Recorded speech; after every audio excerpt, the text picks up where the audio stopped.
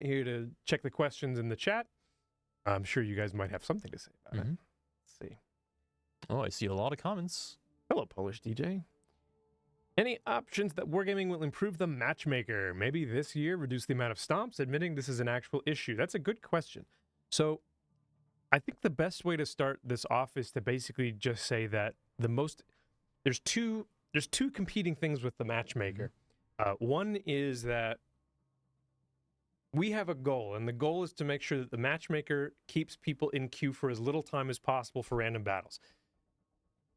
For any game that has a random battle queue or like a primary queue for their game, it's critical that people don't wait too long. The longer a person waits in queue, the less likely they are to... Yeah, the more likely they are to just exit out. Just exit and stop playing, which makes the queue worse. It's a self-compounding problem. Yep.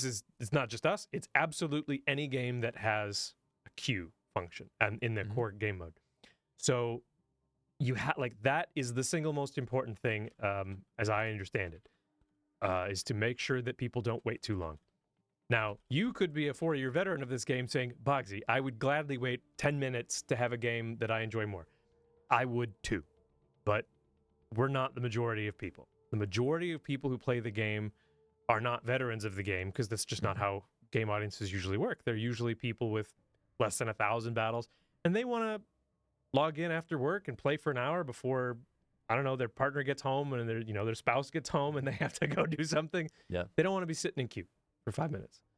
So that's the most critical thing to remember. It's if the queue lasts too long, it's bad for absolutely everyone. So with that in mind, it's really, really important that the queue doesn't stack up. Every restriction or every sort of note we put on the matchmaker extends the queue time. Anytime we say, don't drop a match until XYZ is fulfilled, it extends the wait time on the matchmaker more than you may think. There's quite a lot of different things that the matchmaker already has to account for in terms of tier, class distribution, yes, all those sorts of things. This is part of the reason why the matchmaker does not account for consumables like radar. The matchmaker does not attempt to equalize the radar on both sides because it's an extra thing that doesn't, it just makes the wait take longer. I see a couple of questions about clan battle.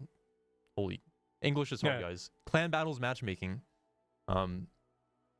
where it seems like there's been some frustration with people matching into top tier teams.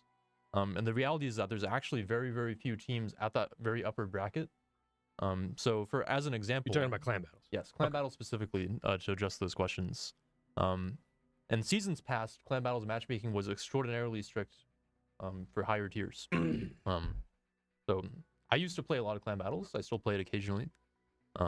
We were at very, very tippy top hurricane, and we would often wait for 15 to 20 minutes to find a game, which is an extraordinarily long time.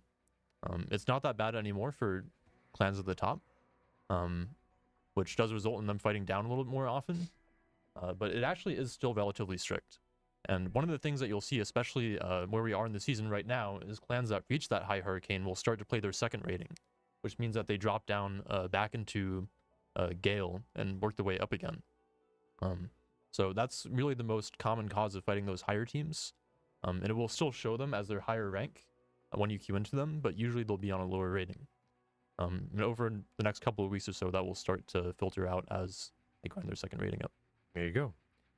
So that's the biggest consideration when you're dealing with matchmaker is if the queue time gets increased, then it becomes a self-compounding problem.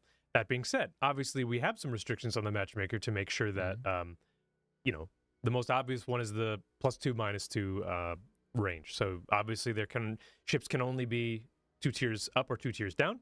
I recall a time when it was 3. I don't know if you can remember that, Gaishu. I do. Yeah, there's also a restriction now, and I'm really happy about this one. We did this a long time ago, but it used to be, it used to be that you could tier up technically a tier 1 and a tier 10 in a division. Hated that. Yeah, that really screwed with the matchmaker. And actually, failed divisions still screw with the matchmaker quite a bit. Since you have to find a mirror division. And when it can't find a mirror division, it starts doing very funky things. So that's a really good point. So just for you guys to understand, like to give an example of, here's a very simple one that really affects how the matchmaker works. If you were to pair up a tier 6 with a tier 7 in a division, right? the matchmaker is going to attempt to match the division up against another of a similar division. But that starts to add a massive complication to the matchmaker because it's not just trying to match the division, which is a 7 and a 6. It's also trying, technically, as I understand it, to match the class of the division. Yeah. That's tough. Usually there are no other divisions in Q that are fail div. It's already hard enough to find another fail div. We call it fail div just because we prefer that you don't do that. But we also want to make sure that players have some amount of ability to play slightly unorthodox in the sense that maybe you have a tier 7 that you really want to play, but your buddy who you play with all the time hasn't quite got there yet. You got to your tier 7 before. They're still on their 6. Mm-hmm. We don't want to say, too bad, you have to play. You can't do that. There's some aspect to making it easier for people to play with their friends. Yes. So technically, I actually haven't checked this in a while, but as I understand it, you can have a maximum difference of 1 tier in your division, right? Yeah. So there is that. It's a bit of a compromise. So anyway, I hope that answered that question, because I know that matchmaker is an issue for a lot of you, and you know, but the issue with it is it's not as obvious as it may seem. So why not make Johnston tier 10? Why not make it tier 9? Oh wait, we did. Woo! I mean, we can choose a tier, any tier. We chose tier 9. Yep. I mean, we already have quite a few tier 10s coming into the game soon in the form of Inshin, Wisconsin. So we don't want to make everything tier 10. We want to spread the love around. And most Fletcher classes already being at tier 9, it's a natural fit. Can Wargaming make a matchmaker that only has battleships, cruisers, and destroyers? Nope. At least not in randoms. Because, as you can imagine, that would split the matchmaker into 2 separate... Randoms is for everything that's in the game. If you want a different play experience, there's oftentimes Brawls or Ranked that has very specific formats that will oftentimes not include those classes. Clan battles. Clan battles as well, yeah. Can we encourage you to play clan battles? Because there's no CV or submarine in there. So play clan battles.